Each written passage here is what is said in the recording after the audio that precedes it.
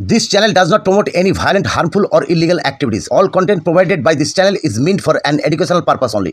সরকারি পয়সা দিয়ে উনি জগন্নাথ মন্দির তৈরি করছেন, সরকারি পয়সা দিয়ে উনি মহাকাল মন্দির তৈরি করছেন। তো এতে যদি কোনো সাম্প্রদায়িক সমস্যা না হয়, তাহলে হুমায়ুন কবির নিজের পয়সা দিয়ে অথবা লোকের কাছে চাঁদা তুলে মসজিদ তৈরি করছে, তাতে সাম্প্রদায়িক সমস্যা হবে কেন? দেখুন, আমাদের দেশের মানুষের বুনিয়াদি চরিত্র বলে কিছু নাই। 500 টাকা পেলে ভোট বিক্রি করে দেয়। স্যার, সারা ভারতবর্ষে প্রত্যেক রাজনৈতিক দলে ধর্ম নিয়ে রাজনীতি করার একটা জঘন্য প্রবণতা আমরা ভারতবর্ষে দেখে আসছি সেই স্বাধীনতার পর থেকেই। তার সঙ্গে আবারও এক নতুন সংযোজন আমাদের রাজ্যে হুমায়ুন কবিরের এক নতুন দল জেইউপি, তাদের এজেন্ডা বাবরি মসজিদ, মুসলমানদের একটা সেন্টিমেন্টাল ইস্যু। এটা হুমায়ুন কবিরের একটা রাজনৈতিক স্ট্যান্ড, একটা বা গেম, সেটা সাধারণ মানুষ বা বেশিরভাগ মানুষ এটা বুঝতে পারছে। এটা ভারতবর্ষের সাম্প্রতিক সম্প্রীতি নষ্টের একটা ইঙ্গিত বহন করছে না তো এখানে? কারণ উত্তরপ্রদেশের মুখ্যমন্ত্রী যোগী বলেছেন, দ্বিতীয়বার বাবরি হওয়ার স্বপ্ন ভুলে যাও। আরএসএস বলেছে, আমরা মসজিদ আমাদের সৈন্য নিয়ে ভাঙতে যাচ্ছি। আরএসএস পক্ষ থেকে হুমায়ুন কবিরের কাল কুশল পুত্তলিকা পড়ানো হয় এবং অর্জুন সিংহ হুমকি দিয়ে যাচ্ছে, মসজিদ ভেঙে দেবো। এখানে হুমায়ুন তার হুঙ্কার অব্যাহত রেখেছে। এখন বাবরি মসজিদ তৈরি শুরুও করে দিয়েছেন এবং তার বাবরি পদযাত্রা করেছেন গত 12 তারিখে, আপনি নিশ্চয়ই জানেন।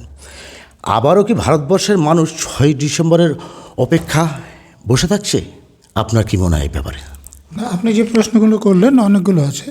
যে প্রথম, যে স্বাধীনতার পর থেকে ধর্মীয় রাজনীতি দেখছেন, তো স্বাধীনতা যেদিন হয়েছে, অখণ্ড ভারত ভাগ হয়েছে কি ধর্মীয় রাজনীতির জন্যই তো। অতএব স্বাধীনতা থেকে নয়, স্বাধীনতার আগে থেকে ধর্মীয় রাজনীতি ছিল এবং এখনও আছে।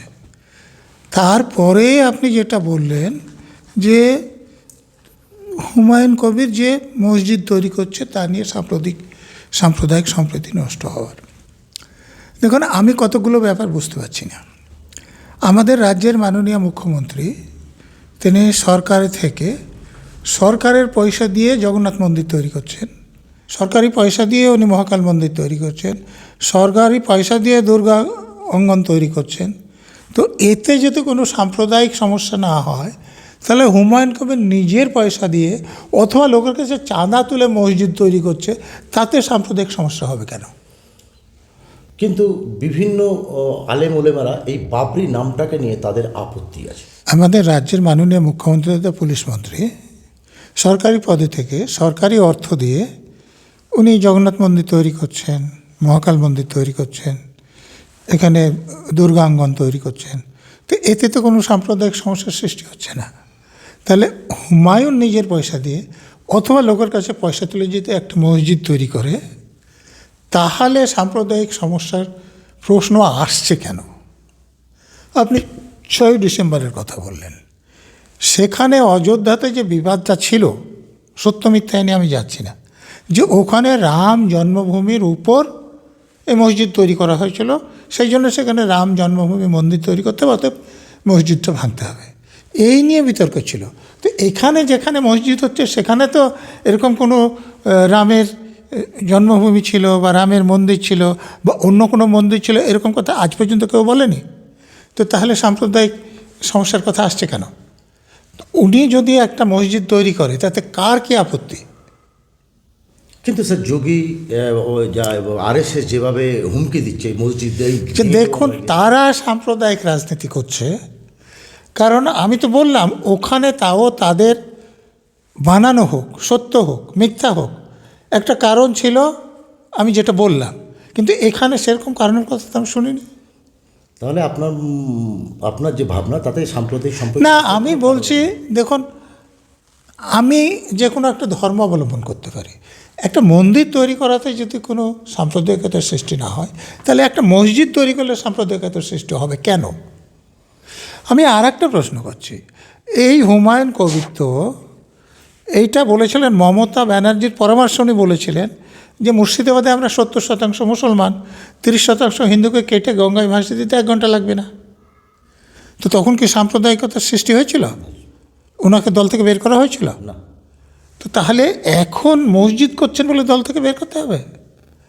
তো তার মানে এখানে তো গণ্ডগোল অন্য জায়গায়। আমার মনে হচ্ছে মমতা ব্যানার্জি হুমায়ুন কবিরকে পাঠিয়ে দিয়েছেন। যেহেতু মুসলমানরা মমতা ব্যানার্জির উপর অসন্তুষ্ট, সেই জন্য হুমায়ুন কবিরের পিছনে যদি মুসলমানরা যায়, তারপরে কয়েকটা আসন পায়, ভোটের পরে তাদের সমর্থনে যদি মন্ত্রিসভা করা যায়, এখানে তো আমি তো মনে করছি যে অন্যরকম খেলা আছে। মুর্শিদাবাদের এক পরিযায়ী শ্রমিকের ঝাড়খণ্ডে মৃত্যু হয়। এই নিয়ে বেলডাঙ্গা উত্তপ্ত হয়ে ওঠে। রাস্তা অবরোধ করায়, রেল অবরোধ করায়, ন্যাশনাল হাইওয়ে বন্ধ করে দেওয়া হয় এবং টায়ার জ্বালিয়ে বিক্ষোভ দেখানো হয়। এই ঘটনায় 5 জন গ্রেপ্তার হয়েছে।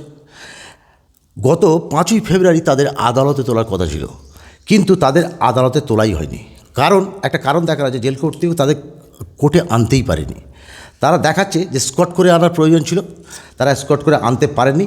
রাজ্য পুলিশের সঙ্গে যোগাযোগ করা হয়েছিল জেল কর্তৃপক্ষ, কিন্তু তারা কোনো স্কটের ব্যবস্থা করতে পারেনি। এখন ভারতবর্ষের অপরাধীকে আনতে গেলে স্কট করে আনতে হবে, নেতামন্ত্রী আনতে গেলে স্কট করে আনতে হবে। এবার যদি একই ব্যক্তি দুটো হয় তাহলে তো আর বলার কিছু থাকে না। এ নিয়ে আপনার কি মতামত আছে? দেখুন, ঝাড়খণ্ডে যার মৃত্যু হয়েছিল সেই নিয়ে এখানে আন্দোলন হয়েছে। এখানকার লোকেদের প্রথমে উচিত ছিল, কারণ ঝাড়খণ্ডে যে মন্ত্রিসভা আছে, যেমন আমাদের এখানকার শাসক দলের একজন নেতা এই কলকাতা থেকে বীরভূম হেলিকপ্টার ছাড়া যেতে পারছিলেন না। সো হেলিকপ্টার জন্য সেই রাজ্যের মুখ্যমন্ত্রীকে যখন বলেন, তিনি হেলিকপ্টার পাঠিয়ে দেন। অর্থাৎ ঝাড়খণ্ডের যারা শাসক দল, তাদের সঙ্গে আমাদের রাজ্যের শাসক দলের সম্পর্ক ভালো। তাহলে সেখানে যেভাবে তার মৃত্যু হয়েছে, সেখানকার পুলিশ তদন্ত করছে, তাদের কাছ থেকে তো এটা খুব সহজে জেনে নেওয়া যেত যে সত্যিকার ঘটনাটা কী ঘটেছে। পরবর্তীকালে যখন জানা গেল যে এটা কোনো হত্যার ঘটনাই ছিল না, তো তাহলে এখানে যে আন্দোলনগুলো করা হলো, সেগুলো কোনো লোক পরিকল্পনা করে, ষড়যন্ত্র করে যদি না করে থাকে, তাহলে এরকম আন্দোলন হবে কেন? তো এই যে হয়েছে, যার ফলে দেখুন যে পরে এনআইএ তদন্তের আদেশ হয়েছে এবং সেটা নিয়ে এনার যে উকিল উনি বলেছেন আমাদের কাছে কোনো রকম মামলার কোনো কেসপত্রই আসেনি। তো তা মামলা হবে কোথা থেকে? দেখুন, প্রথমে কোনো একটা মামলা শুরু হলে কোর্টের অর্ডারে যখন মামলা ট্রান্সফার হয়, আগে যারা তদন্ত করছিল তারা কেসের যে রেকর্ড সেগুলো হস্তান্তর করবে। আসেনি বলছেন, এটা হাইকোর্টকে জেনারেলি কোর্ট ডাইরেকশন দিলে তারা হস্তান্তর করতে বাধ্য হবে। ঠিক আছে। আইপ্যাক মামলার শুনানি সুপ্রিম কোর্টে বারবার দিন বদল করছে। একটা স্পর্শকাতর একটা মামলা, দেশের মানুষ যার সাক্ষী। এই বারবার দিন পরিবর্তন, সেটার একটা কারণ দেখা হয়েছে যে ওই মামলার তরফে যে উকিল তিনি অসুস্থ, দ্বিতীয়বারও অসুস্থ। যত দিন যাবে মানুষেরা ভুলতে থাকবে। যেমন আরজিকর মামলা, অনন্যার সুবিচার পেল না। বিচার ব্যবস্থার প্রতি মানুষের ভরসা আস্তে আস্তে তলানিতে থাকছে না। তো সুপ্রিম কোর্টের আইপ্যাক মামলার ব্যাপারটা আপনি কীভাবে দেখছেন? আমি মনে করি যে মামলাটা খুব তাড়াতাড়ি একটা সিদ্ধান্ত হওয়া উচিত। আগের বার যে দিনটা পেছিয়েছিল, সেটা মমতা ব্যানার্জি এবং রাজ্য সরকার তাদের যে বক্তব্য পেশ করেছিলেন, সেটা সম্পর্কে ইডি বা কেন্দ্রীয় সরকার যারা ক্ষমতা আছে তাদের উত্তর দেওয়ার জন্যে, সেটা তো বোঝা যাচ্ছিল। কিন্তু দ্বিতীয়বার যে মামলাটা পিছিয়েছে, সেটা রাজ্য সরকারের উকিল অসুস্থ হয়ে পড়েছেন। এখন সত্যি সত্যি যদি অসুস্থ হন তাহলে এক কথা, আর এই মামলাটা পেছানোর জন্য যদি অসুস্থতার ভান করেন তাহলে তো আরও এক কথা। এবং লোকে এটা সন্দেহ করছে যে তিনি অসুস্থতার ভান করেই দিন পিছিয়েছেন। তো এটা তো খুবই, মানে কি বলবো, হওয়া উচিত নয় নাকি? একদমই হওয়া উচিত নয় এবং তাড়াতাড়ি সিদ্ধান্ত হওয়া উচিত। কারণ মমতা ব্যানার্জি সেদিন রাজ্যের ডিজি, কলকাতার সিপি এবং অন্যান্য পুলিশ অফিসার এবং এমনকি চিফ সেক্রেটারিকে নিয়ে যেয়ে অপরাধ করেছেন। তাতে ডাকাতির ধারা আসবে, প্রমাণ লোপাটের ধারা আসবে, সরকারি কর্মীদের কাজে বাধা দেওয়ার ধারা আসবে এবং এসব তদন্ত হলে তাদের জেলযাত্রা, জরিমানা নিশ্চিত বলে আমার ধারণা। তো সেই মামলা বারবার এত পিছিয়ে যাওয়া উচিত নয়। 21-এর ভোট বৈতরণের পরে 500 টাকা লক্ষ্মীর ভাণ্ডার ঘোষণা করে মাঝে আরও 500 টাকা বাড়ানো হয়েছিল। 26-এর ভোটের আগে আরও 500, মানে 1500 লক্ষ্মীর ভাণ্ডার। SC ST তাদের 1700 টাকা। তার সঙ্গে আরও চমক, যুব সাথী 1500 টাকা। যুব সমাজের কর্মসংস্থানের কোনো ব্যবস্থা না করে তাদের ভাতা দিয়ে মেরুদণ্ড ভেঙে দেওয়া হচ্ছে নাকি? তাদের আত্মসম্মানে একটা আঘাত করা হচ্ছে তো? এটা আপনি এই ব্যাপারে আপনি তাদের মানে এরা 26-এর রাজনৈতিক স্বার্থ চরিতার্থ করার জন্যে এই যে জঘন্য প্রয়াস নয় কি স্যার এটার ব্যাপারে আপনি কি বলবেন? দেখুন, লক্ষ্মীর ভাণ্ডার দিয়ে লোকেদের ধারণা যে তার ভোটের সুবিধা হয়েছে, তো শুধু মেয়েরা লক্ষ্মীর ভাণ্ডার পায়। তো তিনি যদি এই যে যুবসাথী যেটাতে বলছেন, প্রথমে আগস্ট বলেছিলেন, তারপর এপ্রিল থেকেই করছেন, তো এখানে ছেলেরাও পাবেন এবং মেয়েরা এটাও পাবেন ওটাও পাবেন, তো তাহলে তাদের আরও খুশি হওয়ার কারণ আছে। তো নগদ টাকা হাতে পেলে তার যে প্রভাব 21-এ যেটা দেখা গিয়েছে 26-এও সেটা দেখা যেতে পারে। এটা অন্যায়, কারণ দেশে যদি কাজের সৃষ্টি হয়, ছেলেমেয়েরা যদি কাজ করে রোজগার করে, তাহলে একটা সম্মানবোধ থাকে। কিন্তু এই লক্ষ্মীর ভাণ্ডার বলুন, যুবসাথী বলুন, এ মাগনা হাতে কিছু পয়সা পেলে সে পয়সাটা থাকবে না, খরচও হয়ে যাবে, কিন্তু তাদের সম্মানবোধটাও থাকবে না, মেরুদণ্ডটাও সোজা থাকবে না। প্লাস তাদের করে দেওয়ার একটা প্রবণতা তো অবশ্যই দেখা যাচ্ছে। কুড়ে করার প্রবণতা হোক আর না করে যদি এখন পেয়ে যায় হাতে কিছু পয়সা পাওয়া, মানে সেগুলো দ্বারা প্রভাবিত হওয়া, দুই দিক দিয়ে তাদের চরিত্র নষ্ট হচ্ছে।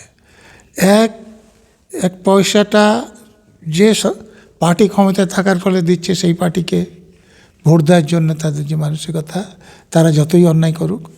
আর দ্বিতীয়ত, আমি যে কাজ করে পরিশ্রম করে আমাকে রোজগার করতে হবে, সেই মনোভাবটা চলে যাওয়া। স্যার আপনার কাছে আমি জানতে চাইব, পশ্চিমবঙ্গের মানুষ, শুধু পশ্চিমবঙ্গের মানুষ নয়, আমাদের দেশের মানুষ কিভাবে এই রাজনৈতিক কোন্দল থেকে বেরিয়ে আসতে পারবে, সেটাই আপনার কাছে জানতে চাইব। আপনাদের মতো মানুষের মত অমূল্য, কথা অমূল্য। ঘুঘু যায় ঘুঘু আসে, মোরা পিসি জাঁতা কলে, আর কতদিন? দেখুন, আমাদের দেশের মানুষের বুনিয়াদি চরিত্র বলে কিছু নাই। 500 টাকা পেলে ভোট বিক্রি করে দেয়, একটা লুঙ্গিতে ভোট বিক্রি করে দেয়, এক প্যাকেট বিরিয়ানিতে সে কোনো মিটিংয়ে যাবে কিনা পার্টির ঠিক হয়ে যায়। তো এই রকম লোকেদের পক্ষে কোনো ভালো সরকার পাওয়া সম্ভব নয়। ইংরেজিতে একটা কথা আছে যে people get the government they deserve. তো চরিত্রহীন লোকেরা কি করে চরিত্রবান মন্ত্রীদের পাবে? চরিত্রহীন মন্ত্রীই পাবে। যদি মানুষ সচেতন হয়, চরিত্রবান হয়, তখন মাত্র তারা ভালো মন্ত্রী সভা পেতে পারে। ধন্যবাদ স্যার আমাদের চ্যানেল সময় দেওয়ার জন্য।